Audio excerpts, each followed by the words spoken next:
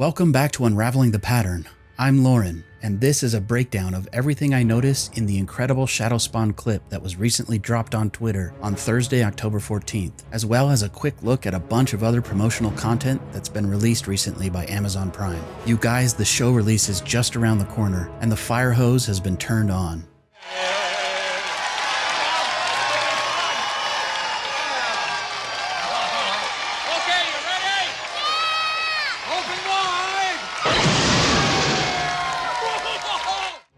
We're getting almost too much stuff from Amazon to handle at this point. Who am I kidding? I'll never complain about getting too much. Just hook it to my veins! With that said, don't forget you can support me on Patreon at patreon.com/unraveling, or you can join right here on YouTube for as little as $1 per month. If I get $1 from just half of my subscribers every month, I could legitimately do this full time.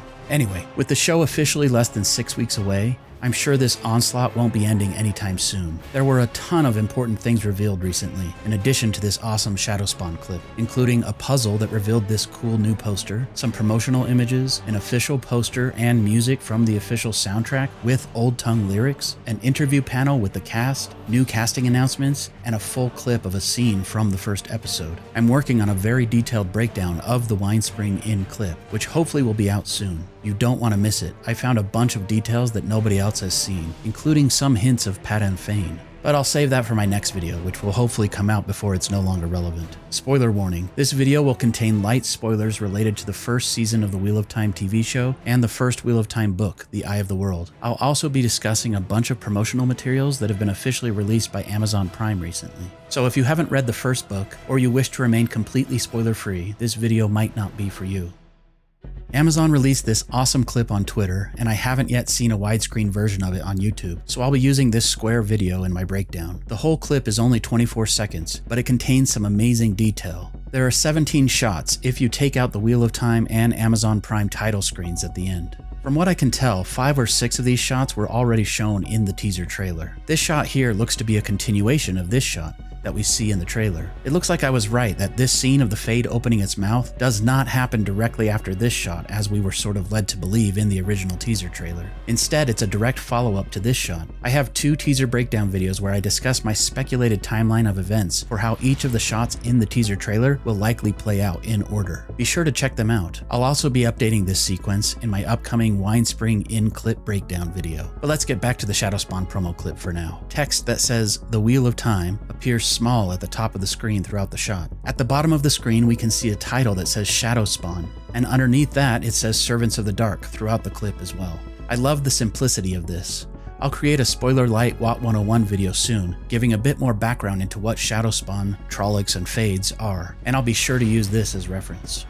Throughout the clip, we also see this cool text effect showing the dialogue on screen between the shots. Moraine says, "Armies of Trollocs and Fades, 1,000,000 strong, will wash across the land, killing and eating every person they find." It's just speculation, but to me this sounds like a speech that Moraine is giving to the whole village after the attack. I think we may hear some version of the Weep for Manetheren speech from Moraine, but I also wouldn't be surprised if she flat out tells the villagers that she needs to take Rand, Mat, Perrin, and also probably Egwene away for their own safety. Later, in the teaser trailer, we hear Lan telling Nynaeve, "The Dark One is coming for your friends." It's likely that this scene takes place after the group gets separated at Shadar Logoth, so it is possible that the villagers still don't know why Moraine took Rand, Mat, Perrin, and Egwene, but this just sounds like something Moraine would say to a group of people after the Trolloc attack as a warning. When do you think Moraine says this line in the show? I also love that she says, "Armies 1,000,000 strong." The number of minions in the Shadow's army is never very clear in the books, and it honestly felt to me like there weren't enough. Thinking that there are 1,000,000 or millions of Trollocs and Myrddraal is absolutely terrifying. I also love that she says they'll kill and eat every person they find. This is grotesque, but true. Remember this brief shot in the teaser trailer of this guy getting eaten by a Trolloc in the background? I'm so glad they're going all in on the Trollocs eating people detail. I've always thought it was a little funny that Trollocs aren't totally barbaric. They still sometimes cook their meat before eating it. The thought of an army of Trollocs carrying cookpots, and maybe having recipe books makes me giddy. I also think this dialogue comes after the attack because she mentions that they'll kill and eat every person they meet. I think the villagers wouldn't believe something like that unless they witnessed it with their own eyes first. Then we get a bunch of really quick shots of Trollocs and Myrddraal gathering, marching, and attacking innocent villagers, which I'll break down shot by shot in a second. We then hear another line of dialogue where Moiraine says, "And you can't outrun a Fade," and we're shown this shot that was also in the teaser trailer. I'm still thinking this is probably a shot from the first time Rand sees the cloaked figure on an empty road, probably at the very start of the show. I like the idea of her saying something about not being able to outrun a Fade just as they're running away from Emond's Field towards Terran Ferry, or possibly when they're about to run and hide in Shadar Logoth. This makes me wonder, do you think we'll still see a Draghkar? Okay, now for the shots. I'm going to be brightening up most of these so you can see more details, but Twitter videos tend to be highly compressed, so some of these shots will look really pixelated and be full of compression artifacts. I hope they get us something higher quality on YouTube in the future. In this first shot, we get an awesome view of Trolloc faces and horns. I love how the Trollocs immediately stand out from things like orcs in The Lord of the Rings, because of the variety of animal and ugly human-like faces and different horns and hooves. I'm super impressed that, from what I can tell so far, no two Trollocs look exactly the same. Props to the makeup and special effects department. I also love how menacing the Fade looks here. We also get a really great look at some of the Trolloc weapons. This long spear is really cool. In the next shot, we see more weapons. Look at this massive sword and this massive curved blade here. And look at this serrated edge on this weapon. To me, these totally look how I imagined the scythe-like swords that Robert Jordan described in the books. It's hard to tell for sure because of the perspective, but do the Trollocs in this shot look short to you? I'm also sure this is a creative choice to have the Myrddraal on his horse looming over the Trollocs, but the height of the Trollocs feels quite small here to me, like a regular person. I know that these are likely just a bunch of stunt people in costumes without stilts. I'm sure when we get more close-ups and some fun perspective tricks in other shots, we'll see the Trollocs looking huge next to regular people. One last detail in this shot. I'm pretty sure this is outside of the village, and I'm convinced this is likely the Westwood here in the background. I know many people think that we won't see Rand and Tam back at their farm, but I'm still holding out hope that we will. We do know that Narg will be in the show. There's a scene in the book, after the Althor farm is attacked, where Rand is trying to get back to the village while pulling Tam on a litter. He hides in the trees of the Westwood, and then a large group of Trollocs, led by a Myrddraal, walk past him heading west. I think that's what we're seeing in the first shot. What do you think? This next shot appears to be the first half of this shot later. I think this is actually happening later and is not directly in sequence with the first two shots. I'm unclear about what this shot of the horse's hooves really is. If it is actually in sequence with the previous shot, it makes sense to me that the Myrddraal and his army are just arriving in the village. We know there's a bridge that's wide enough for a wagon to cross near the Winespring Inn in the original map of Emond's Field, so I suppose this could be the Myrddraal's horse stepping on the bridge. It also makes sense that it's about to mount a charge against the villagers in this scene. Otherwise, why does it scream here? By the way, I love the added breath that's clearly visible coming from the Fade's mouth in this shot. I don't think that these shots of Lan and Moiraine are necessarily happening at this same time. Why are they next to their horses? And why does Lan have blood on his face? It's possible this is like a second wave of Trollocs, but I think these shots could come from totally different places in the show. To me, the horses next to Lan and Moiraine imply that they're possibly just arriving at a location, or they're about to leave. I wonder if these shots are from Terran Ferry, after a long night of running from the Trollocs. It's also possible that these shots are more or less in sequence, and there's an initial wave of Trollocs as we see here. This would explain the blood on Lan's face. Then maybe Lan and Moiraine sense more coming, and they try to get on their horses to go and face them away from the village, but then they're caught off guard by the second wave that just arrived from the quarry road. I have to interject here really quick. After I finished recording this and editing it, I realized that this could very likely be Terran Ferry, and these shots that you see later of Moiraine and Lan with their horses, and the Myrddraal and the Trollocs gathering up to the edge, even the wood planks that the horse puts its hooves on, that could literally be the dock at Terran Ferry. And what could be happening in this sequence is that the Trollocs are coming up to the edge just as Moiraine and the group are getting off into the water, and this could also be why Moiraine decides to destroy the ferry, because there's a bunch of Trollocs and a Myrddraal sitting there on the edge looking threatening. Anyway, I wanted to interject this little piece because this is a detail I missed until just now. Then we see a sequence of very fast shots of Trollocs charging and attacking. Notice this shot is all blue and looks like it's in a forest, but then this next shot is definitely in the village.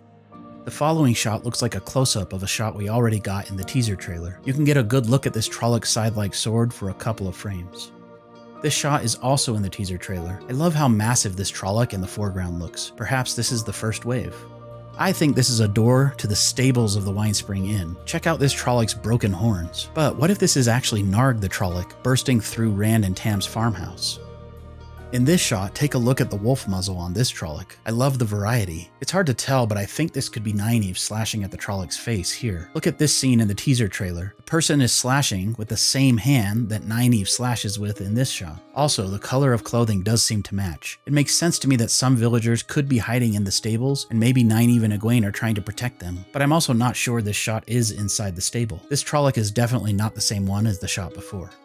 We see a very fast shot of someone being dragged away. I can't even tell if this is a man or a woman, but I think she's a woman because of the braid. And then this even faster shot, which is my favorite. This super hairy Trolloc swipes its sword and slices off this poor dude's head. Yikes. I can't be certain, but this could be Lan in the back. This guy looks like he has a sword or maybe a bow on his back, and I think this is the tree in the village green here.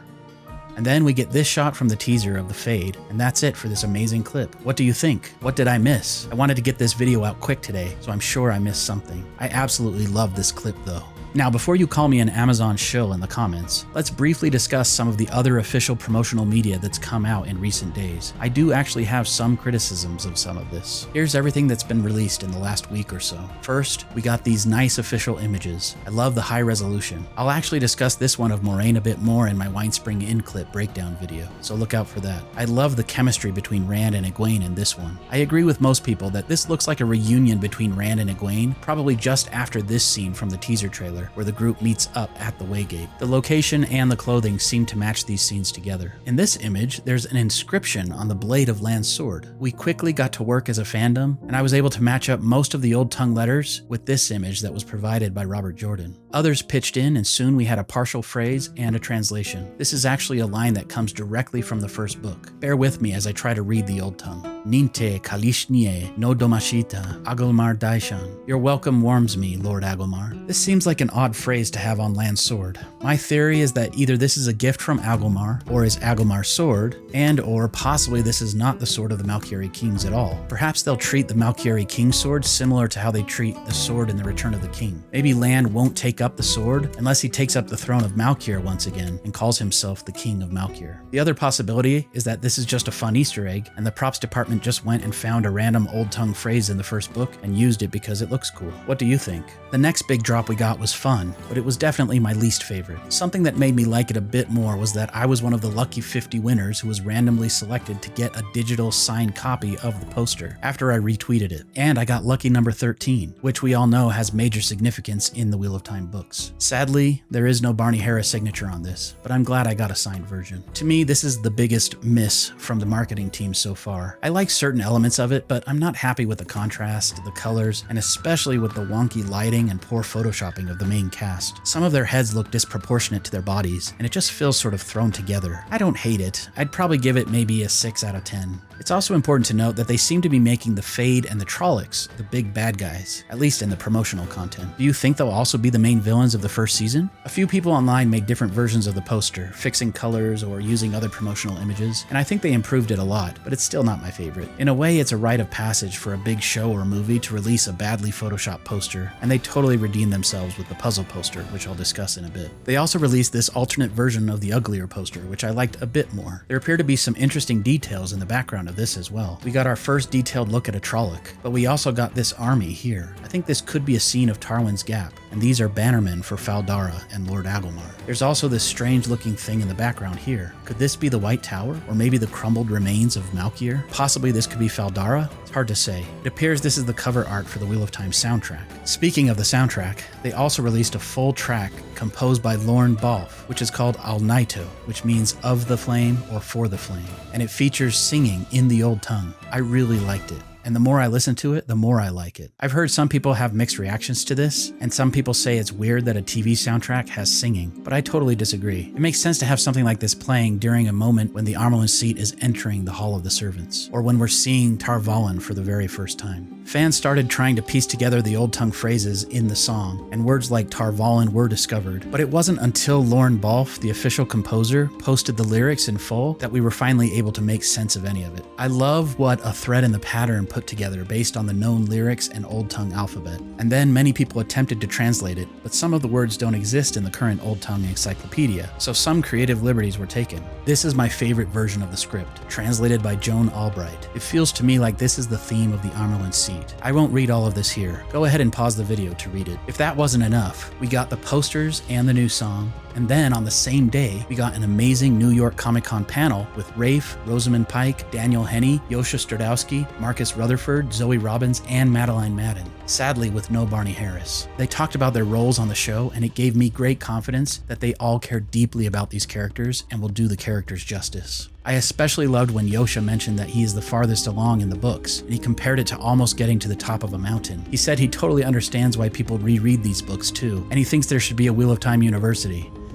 Thanks, Yosha. Don't forget to watch my WOT 101 videos where I discuss various details in a spoiler light setting as a review for old fans and as an introduction for new fans. I'll be putting all of my WOT 101 videos up on a website very soon as well, so keep a lookout for that. Yosha even showed the book that he is currently reading, A Knife of Dreams. He made a metaphor of feeling like he was almost to the top of Mount Everest. Knowing what comes in the next book just made this all the more enjoyable for those of us who are in the know. I can't wait to hear his reactions once he finishes the series. I also loved hearing Marcus talk about Perrin as a gentle giant, and seeing him dance when demonstrating the Moraine dummy on set. I really appreciated Zoe's comments about including her hair texture in the braid of Nynaeve's costume, and I love that both Rosamund and Daniel discussed the intimate but non-sexual relationship between Moraine and Lan. Madeline really seems to understand the character of Egwene too, but I loved when she mentioned that Archie, the horse that plays Bella, would sometimes ruin takes because he was always farting on set. There was a ton of other stuff that came from the panel. I'd highly recommend that you check it out. I've seen copies of it on YouTube here and there, and I made a transcription of the entire thing, which I'll include a link to in the description. During that panel, they also showed a first look clip of a scene from the first episode. I have an entire breakdown video in the works about this that should be coming out soon. I'll break this down shot for shot, and I think I can prove with certainty that this promo clip was heavily edited by using footage from 2 or more different scenes. I think there's some evidence of Pat and Fane, and many other details I'll go over in my breakdown video, so be sure to check that out in the coming days. At the end of the panel, they announced 3 new cast members. They confirmed the rumors that Kira Coveney will be playing Elaine, but then they announced 2 new actors but didn't tell us what their roles are. They simply said they were, quote, 2 of the most important characters. They are Natasha O'Keefe and Mira Sayal.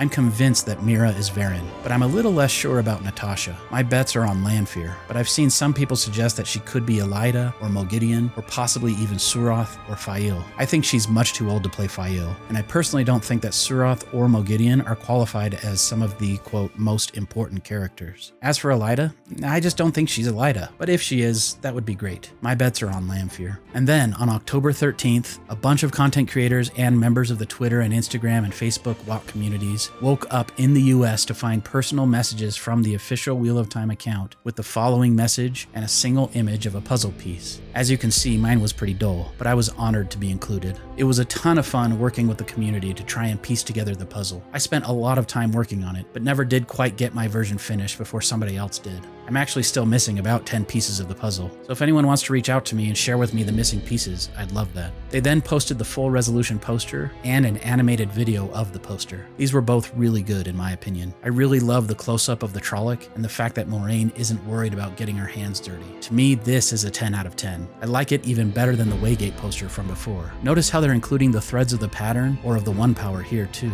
and they look colored. I have a feeling that some of these posters were thought up long ago and all will share a unique look with the threads. I don't think that means the threads will definitely look like this in the actual show. Whew, and that's it. Thanks for watching. Special thanks to my Patreon and YouTube supporters. Keep an eye out for that Winespring in clip breakdown video. I'm really excited about it. Now I'm gonna go get some sleep.